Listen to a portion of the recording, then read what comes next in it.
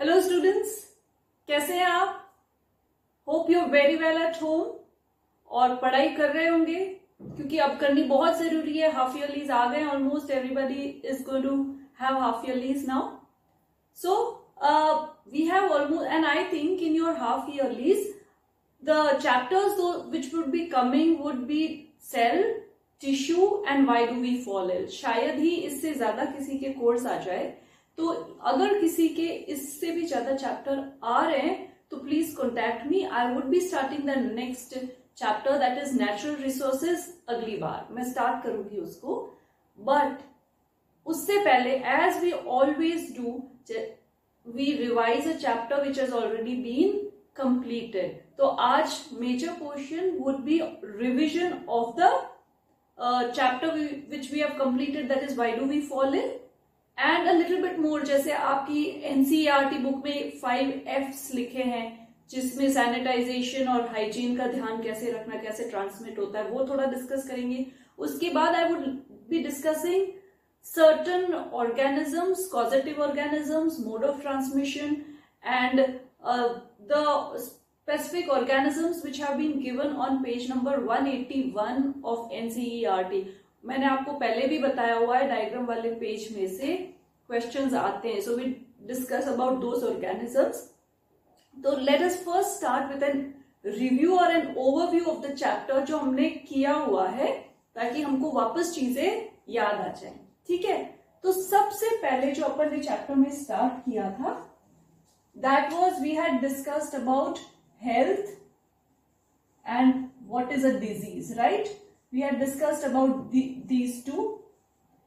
So we had said a person can be called healthy only if he is physically, mentally and socially fit.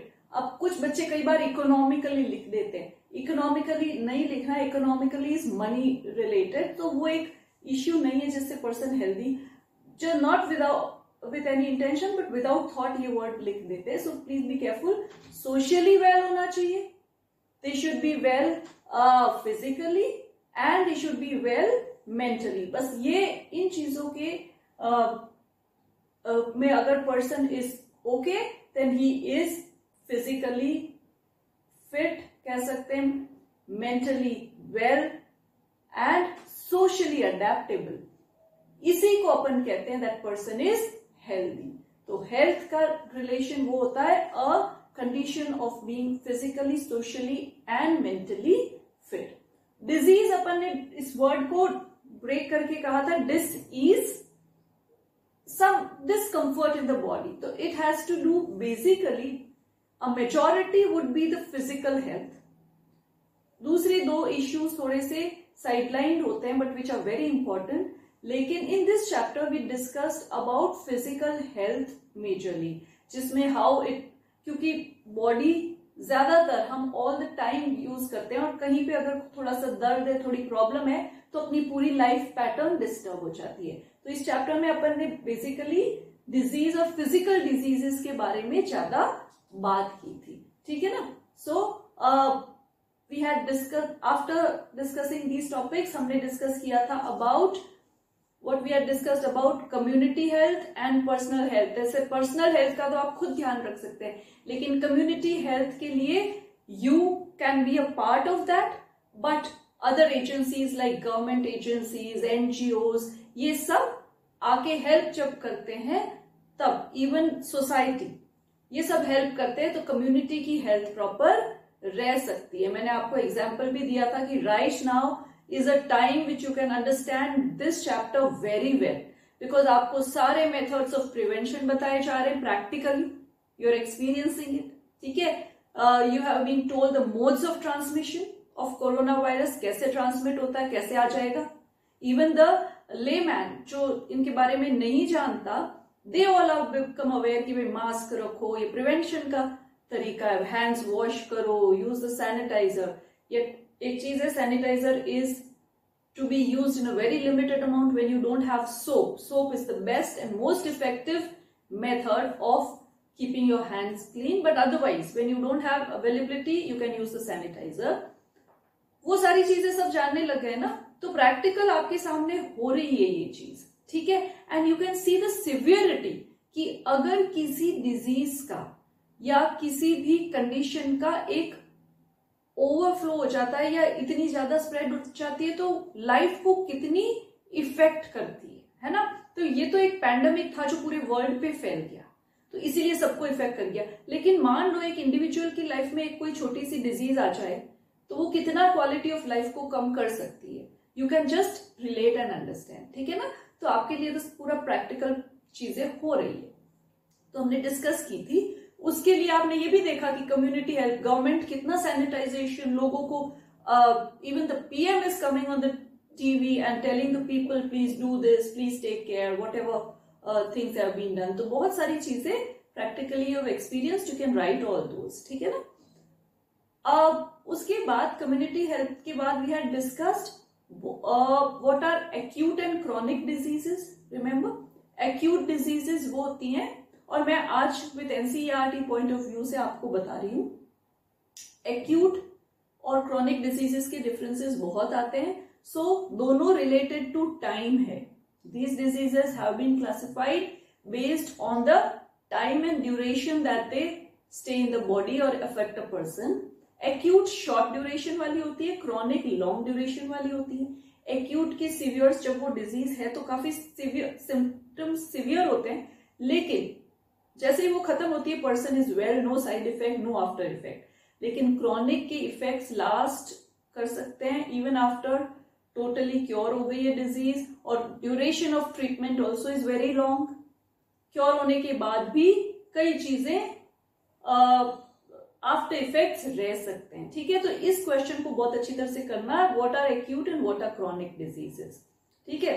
उसके बाद हमने science and symptoms का भी पढ़ा था, what are signs and what are symptoms. कई बार ये क्वेश्चन आया हुआ है, what is the difference between a sign and a symptom. तो आप ये लिखोगे symptoms and signs both actually are indication of some kind of disease, but symptoms can be common for various diseases.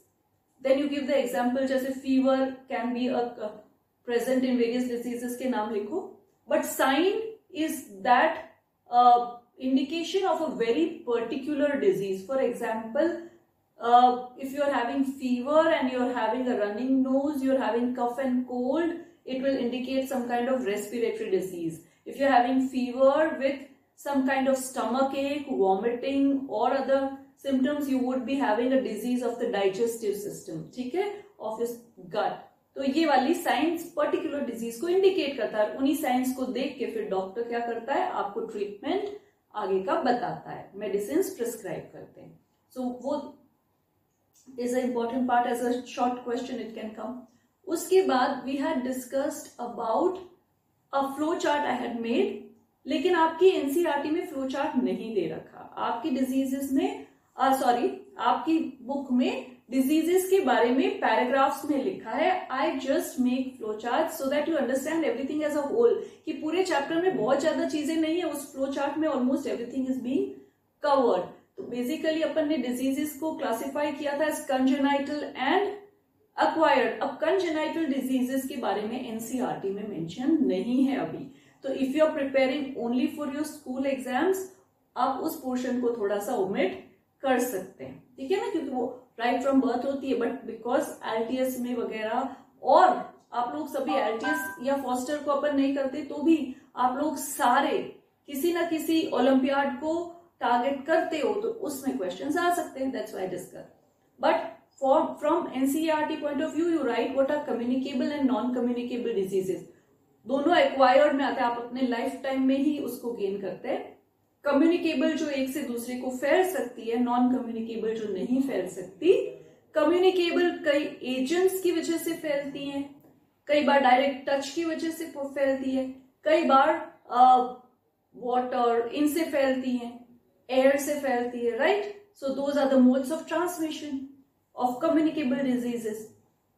Communicable diseases में मैंने आपको vector और career का बताया था। वेक्टर का प्लीज ध्यान देना, व्हाट इज अ वेक्टर?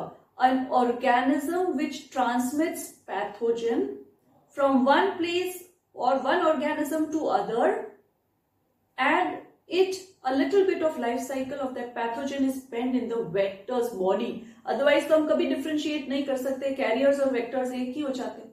लेकिन हर डिजीज का स्पेसिफिक वेक्टर क्यों होता है?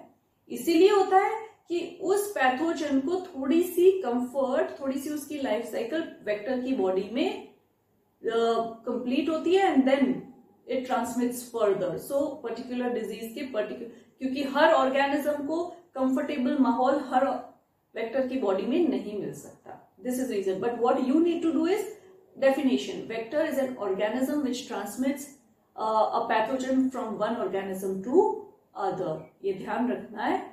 With a little bit of life cycle being spent in the vector's body. ये एडिशनल है. अब various diseases have various vectors, right? Will discuss a little later. उसके बाद आपको कैरियर के बारे में ध्यान करना है कि दे जस्ट सिंपल ट्रांसमिट. जैसे फ्लाइज, हाउस फ्लाइज होती है, एक जगह से दूसरी जगह रख दिया तो it is a carrier. We can not call it is a vector. Okay. After that you need to discuss about you need to know about the various modes of transmission of diseases जो अपन discuss कर रहे हैं. उसमें direct transmission भी होता है, indirect transmission भी होता है. Just pay attention to that. ये क्वेश्चन आ सकता है. डायरेक्ट ट्रांसमिशन होता है, I had told you about that in a lecture. Please see that again. Direct transmission. Indirect transmission तो वेक्टर कैरियर आ जाता है. डायरेक्ट में आता है बाय टचिंग, फिजिकल टच. जैसे HIV was a very infectious disease caused by physical contact, but not direct touching hand or something. That doesn't cause the transmission of HIV, human immunodeficiency virus. जो AIDS cause करता है, it is transmitted by having some kind of sexual contact, or if any kind of body fluid meets the person's fluid. ठीक है? उससे हो सकता है. From mother to child हो सकता है, तो ये ध्यान दो. उसके बाद सॉइल से मैंने आपको बताया था टेटनस का. उसके बाद आई had told you about fomite bone, और ये सारे देखे थे ना अपन डायरेक्ट इनडायरेक्ट के. सो इस पे भी ध्यान देना. This also makes a question. ठीक है. अब ये तो अपना. फिर आई had told you about antibiotics. Please study that very well. What is the treatment? ठीक है ना. Drugs and antibiotics. कई बार कुछ एंटीबायोटिक्स के नाम भी पूछ लिए जाते हैं. Amoxicillin, streptomycin, penicillin also is antibiotic. आजकल उसका कम यूज होता है बिकॉज उसके रिएक्शन बहुत ज्यादा होते थे इन अ पर्सन. एंटी रिएक्शंस, उसको कई बार साइड इफेक्ट्स बहुत ज्यादा आ जाते थे. तो दैट वाज इट. उसके बाद प्रिवेंशन, दैट वाज जहां वैक्सीनेशन आ गया था. Vaccination, I told you the story about Edward Jenner. But right now I just want, वो तो स्टोरी थी, and I had explained what is vaccination. A vaccine is a suspension which contains dead or attenuated या weakened, जो weak microorganisms है बिल्कुल, जो किसी की बॉडी में अगर चले जाए तो इन्फेक्ट नहीं करेगा. आइदर वैसे माइक्रो ऑर्गेनिज्म होते हैं उस वैक्सीन में, या फिर डेड माइक्रो ऑर्गेनिज्म होते हैं, ताकि उस वैक्सीन को जब इंजेक्ट किया जाए तो पर्सन की बॉडी के WBC उनको सिर्फ देख पाए, देख के फिर उसके अकॉर्डिंग मशीनरी बना ले उसको किल करने की, लेकिन बॉडी पे उसका इफेक्ट ना हो. तो आप, this is a way of prevention of diseases. ठीक है ना. इम्यूनाइजेशन उसी को कहते हैं. So that was about prevention and treatment. उसके बाद let me discuss one thing which has been given in your NCERT about the ऐसे दे रखा है शायद 5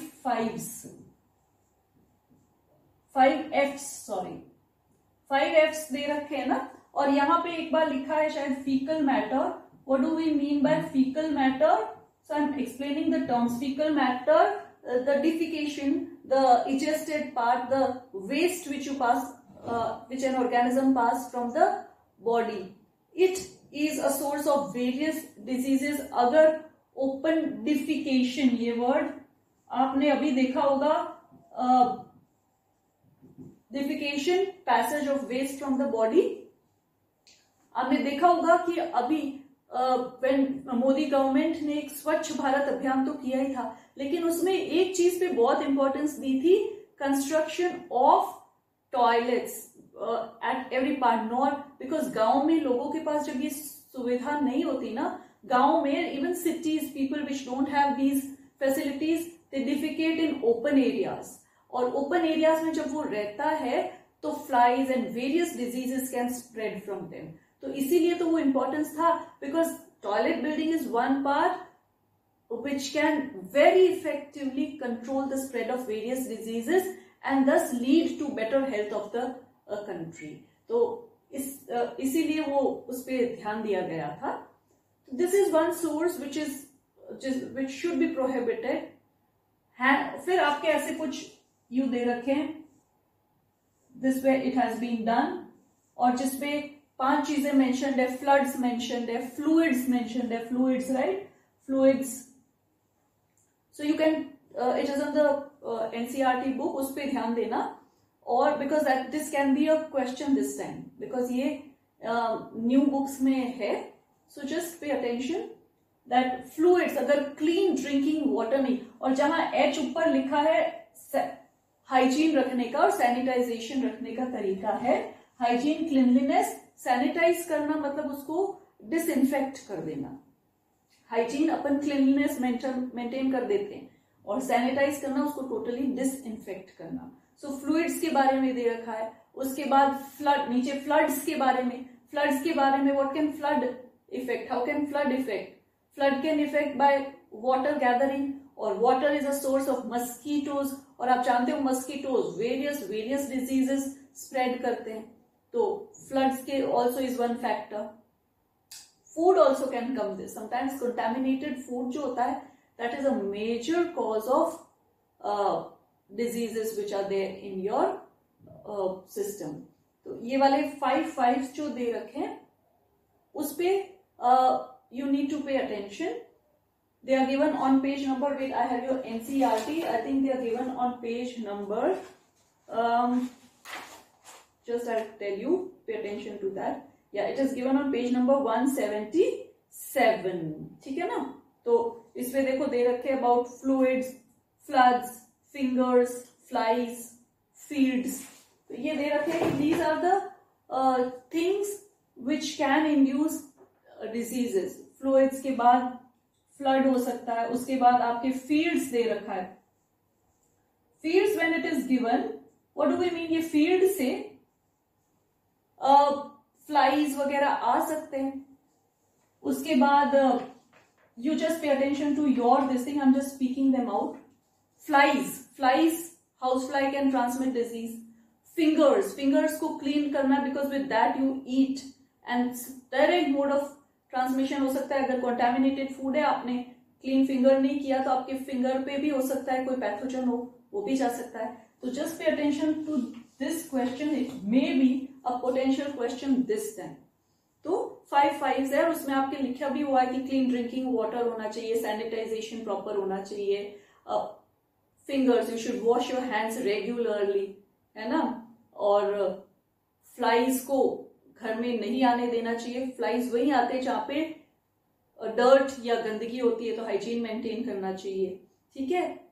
फील्ड्स के अंदर भी बहुत सारे पेस्ट घूम सकते हैं। और उसके बाद फ्लड्स में, as I told you about water, drainage system proper अगर नहीं हुआ तो इकट्ठा हो जाएगा। जब वाटर इकट्ठा हो जाएगा तो डेंगी, ये डिजीज आप जानते हैं ना, डेंग्यू जिसको अपन बोलते हैं, डेंगी प्रोनाउंसिएशन है उसका, बट डेंग्यू जो आप बोलते हैं, it is spread by clean water which has been gathered at one place. वो वहां पे ब्रीड करता है, तो वो भी वाटर को कभी इकट्ठा नहीं होने देना चाहिए। गंदा पानी तो एक सोर्स है ही, but clean water also, if it is at one place, water उसके लिए एक ब्रीडिंग ग्राउंड है। तो इसीलिए तो कहते हैं कूलर्स को साफ कर दो प्लीज, एम्प्टी, ये जो आपके घर पे वेजेस होते हैं जिसमें आप पानी डालते हो, वो रखते हो, that also can be a breeding ground for dengue mosquito, right. So you have to be careful right now at this place, ठीक है। उसके बाद on page number 181, 3 4 5 6 I think, let me see, I have that. ये diagrams दे रखे हैं। You have your NCERT book, so I won't show it to you, it won't be clear, but it is 181 पे। It is very very important। इसमें से question आते हैं। तो first page में एक दे रखा है about there is a word written SARS और इसका कॉजेटिव एजेंट बताया हुआ है। ये आपको मैं बताऊं, this is severe acute respiratory syndrome. और ये इन 2003, जैसे अभी कोरोना वायरस फैला है ना, वैसे ही 2003 में ये एक बड़ा डिजीज थी जो फैली थी और it was not, if not treated on time, it could lead to death of various people. ठीक है ना।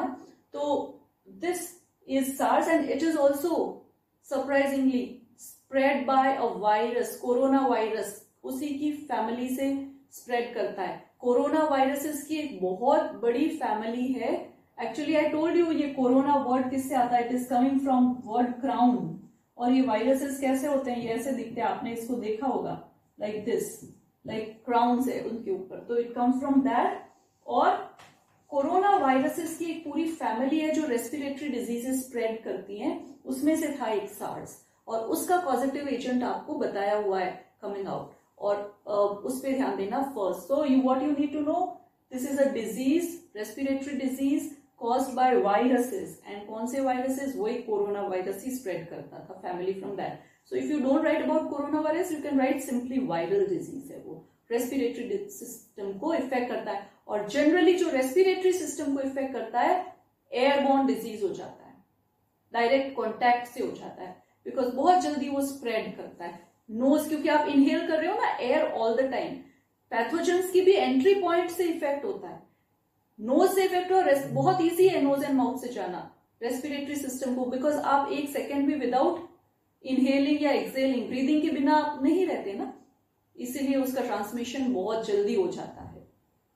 Someday you might fast, you might, अगर वाटर से कोई हो रही है तो बहुत टाइम तक आप नहीं पिएंगे, आप ध्यान रख सकते हैं कि गंदा पानी ना पिए, लेकिन ब्रीदिंग का तो आप कंट्रोल नहीं कर सकते। That means you need to prevent, take care, prevention रखना बहुत जरूरी। So that is about SARS। उसके बाद एक दे रखा है about staphylococci. Staphylococci, this is a bacteria, staphylococci aureus, this is a bacteria which causes what, ये आ सकता है, it causes acne. So it causes acne, acne small on your face and all, छोटे छोटे छोटे छोटे सोर्स टाइप हो जाते हैं, जैसे पिंपल्स बड़े होते हैं थोड़े, एक्ने ऐसे ही छोटे छोटे ड्रॉपलेट्स ऑन योर फेस हो जाते हैं, आउट ग्रोथ्स हो जाती है बहुत छोटी, कॉज्ड बाय स्टेफाइलोकोकाई बैक्टीरिया। ये कोकस क्या इंडिकेट करता है, 4 टाइप ऑफ बैक्टीरिया होते हैं जिनके shape, cocci is round, bacillus is rod shape, spirilla is spiral and vibrio is comma shape. जो कॉलेरा कॉज करता है ना, it is a bacteria. Right now I'll tell you about cholera. This is a bacteria. Cholera is also caused by bacteria and इसका नाम क्या है, Vibrio cholerae.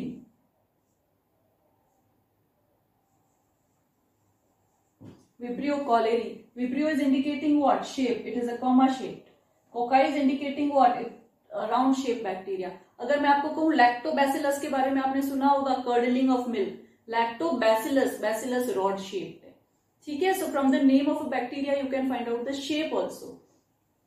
तो this cholera is caused by this. Typhoid is a bacterial disease, salmonella typhi उसका positive agent है। Tuberculosis, tuberculosis, TB, tuberculosis, I'm not writing the full form, caused by a bacteria which is Mycobacterium tuberculosis.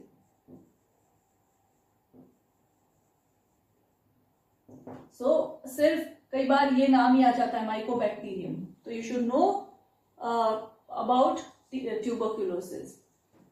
So you might say कि इसमें shape क्या है, तो all नाम do not indicate shape but many indicate shape, ठीक है, इससे आपको नहीं पता चलेगा, but still Mycobacterium is a bacteria causing tuberculosis. तो आपको पूछ सकते हैं which are the bacterial diseases, causative agent, तो एक ट्यूबरक्यूलोसिस लिख सकते हैं, कॉलेरा, टाइफॉइड, एक्ने, है ना, ऑल दीज आर, टिटनस, ये सारी बैक्टीरियल डिजीजेस है. So these are the names. उसके बाद उसी पेज पे आपके दे रखा है अबाउट एस्केरिस. एस्केरिस के बारे में दे रखा है, it causes the disease ascariasis. और एस्केरिस क्या है? This is the causative agent. It is a worm. It is a round worm. Worm जो कैसे ट्रांसमिट होता है, यहां आ जाता है ओपन, जो इन्फेक्टेड पर्सन की बॉडी से it is passed out from the body through faecal matter also. और वो फीकल मैटर अगर ओपन में डिफिकेटेड है और फिर फ्लाइज बैठ के फूड पे बैठते हैं, and in case you ingest that food or water which has the eggs of this organism, तो वो आपकी बॉडी में जाके इन्फेस्ट करेगा. उसके बाद अगर सॉइल जिसमें ये है रह जाता है तो इट कैन इन्फेक्ट यू. अगर कोई इंजेस्ट कर जाता है, बच्चे को clean, but some people have, you keep your hand even if you don't eat the soil. अगर आप कहीं हाथ टच कर रहे हो without washing, you eat it, तो there is chance of transmission of this disease. And it's a round worm, intestine में जाके causes various problems. So this is about Ascariasis जो आपके इसमें mentioned है. Lumbricoides पीछे जो नाम दे रखा है is the full name I think about it. ठीक है, वो दे रखा है. उसके बाद I think which is mentioned, let me see. Yeah, see there is Trypanosoma and Leishmania, है ना, ये दोनों. Leishmania causes, it is a protozoan. Protozoa, it causes काला आजार, ये बहुत पूछते हैं, ब्लैक फीवर. ठीक है, उसका पिक्चर दे रखा है. Then there is Trypanosoma. Trypanosoma vector इसका से फ्लाई है, ये दे रखा है in your book. And it causes sleeping sickness. So what is this? This is the causative agent, this is the vector, this is the disease caused. This is the causative agent, disease caused, and it is a protozoan. ठीक है, तो ये वाले हैं which have been mentioned in your book. Now about protozoans, अगर मैं आपको round worms के एक और बताती हूँ आपको. I had talked about filarial worm. Remember filarial worm, filariasis. Filarial worm causes elephantiasis और फिलेरियासिस, या एलिफेंटियासिस भी बोलते हैं इसको. Elephantiasis why? Because if that organism causes its effect in the lymph node, तो कई बार पैर बहुत सूज जाता है, lymph nodes, गर्दन बड़ी हो सकती है. any of the lymphoid organs can swell to a huge amount, बहुत ज्यादा हो जाता है और वो एक एरिया काफी अलग ही नजर आता है. और ये फिलेरियल जो है मस्किटोज, इसके भी there are various over 70 species of this mosquitoes जो इसको ट्रांसमिट कर सकते हैं. तो it has been neglected a lot, लेकिन फिर भी मस्किटोज को दूर रखने का एक ये भी कारण बहुत बड़ा है. इसका जो इसका नाम जो है कॉजेटिव एजेंट जो है उसको फिलेरियल वर्म भी बोल सकते हैं, या इसका नाम वूचरेरिया बैनक्रॉफ्टी है. ठीक है, वूचरेरिया बैनक्रॉफ्टी है. This is the causative agent of filariasis. ऐसा ही एक और वर्म डिजीज है, गिनी वर्म डिजीज बोलते हैं इसको. और इसका जो कॉजेटिव एजेंट है वो है ड्रैकनक्यूलस मेडिनेंसिस. अब मैं आपको ये बताऊं, these are not to be remembered, ये ओलंपियाड्स में ही आ सकते हैं, not in your school exam. But what are they? Both are worms. Worms जो होते हैं वो इसको कॉज करते हैं. वर्म्स जनरली एग्स अगर इंजेस्टेड वाटर गंदा सा हो तब हो सकता है. This can be if mosquito bites with that mosquito which has been infected by this worm will be. और इसका मेजर रिजर्वर जो ये वर्म्स रहते हैं वो ह्यूमंस ही. तो ह्यूमंस को अगर मस्कीटो बाइट कर लेता है, a human which is having that, then it goes and bites other within some days, तो chances है of transmission. लेकिन ये just for your Olympiads आपको याद करने, not NCERT. ठीक है. So this and please remember the trypanosoma का देखो डायग्राम दे रखा RBC के पास, उससे आपको RBC रेड ब्लड सेल का शेप भी पता चल सकता है. पेज 181 पे RBC का शेप नियर ए ट्रिपनोसोमा. तो आप देखो RBCs कितने छोटे होते हैं, you can not see them in the blood. तो trypanosoma also must be very very small. ठीक है. बस एस्केरियासिस की सेंटीमीटर्स में रेंज दे रखी है, तो उसको एक बार जरूर पढ़ना. ठीक है. And then about prevention and cure हो गया. So this was what we had studied in the chapter. I would be posting the diagram and when we meet online, now we going to meet online also to discuss, क्योंकि हमने almost half yearly का course कर लिया है. अब अपन discuss करेंगे अपने doubts. वैसे आप लोग व्हाट्सएप पे भेज ही रहे हैं. Sometimes I because I have so many doubts no, typing and takes time, तो कई बार मैं आपको थोड़ा सा लेट आंसर देती हूँ, but I always give. So don't worry, I would give. I check always कि कौन रह गया, और अगर फिर भी कई बार नहीं होता, you can always resend me. ठीक है. तो ये अपन डिस्कस कर चुके. Please all your doubts you can send me on WhatsApp and discuss online also. लेकिन जो टॉपिक्स मैंने आपको अभी बताए, जैसे acute chronic disease, communicable non communicable diseases, vectors, pathogens, how diseases are caused, what is immunity, vaccination, how to prevent diseases, how to cure diseases, ये वाले topics important है. और ये ओलंपियाड्स में भी इस चैप्टर में से बहुत क्वेश्चन आ सकते हैं. ठीक है. So here I and the chapter. Discussion, revision also, but doesn't mean that I have stopped discussing anything more about the chapter. Always open है अब जब तक, क्योंकि ये अब आपके कोर्स में सारे चैप्टर फाइनल एग्जाम्स में भी आएंगे. बट अभी जो मेजर एग्जाम होगा ना, उसमें इस चैप्टर में से बहुत वेटेज होगा, बिकॉज सेल वगैरह थोड़ा सा इसमें आ गए in the previous exams. Now you would have a weightage of this chapter, right. Tissue specifically, लेकिन इसमें से भी बहुत आएंगे. सेल में से चांसेस है कि थोड़े से कम आए. So please study this chapter well. If you are having any doubt please ask me. कुछ भी और रह जाता है, I would post a table with causative agents and all, लेकिन ये आपकी नोट्स में दे रखा है. So please pay attention to that specifically. बहुत सारे डिजीजेस मैंने लिख रखे हैं, बहुत सारे कॉजेटिव एजेंट्स है, बहुत सारे उनके पैथोजेंस सब लिखे हुए हैं. Pathogens is a microorganism which causes, ये तो आप जानते हो, तो डेफिनेशंस भी कर लेना. If any help still required, any topic still unclear, please ask me without hesitation. और भी कुछ टॉपिक हो जो आपकी स्कूल में बताया हो, जो अनकवर्ड हो, you can always contact me for that. ठीक है. So till we meet next time, take care, keep studying, do well in life. Thank you.